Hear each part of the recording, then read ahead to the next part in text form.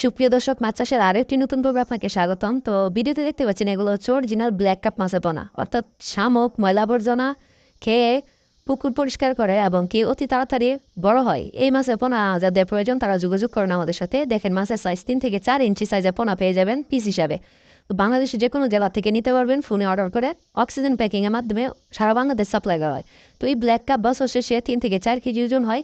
আপনাদের যাদের প্রয়োজন পড়বে অবশ্যই যোগাযোগ করুন এবং এই মাছ কিভাবে লালন পালন করবেন সবকিছু বিস্তারিত জানতে পারবেন। তো আমাদের আইডিটি ফলো দিন এবং ভিডিওটি কপি করে দিন। ধন্যবাদ।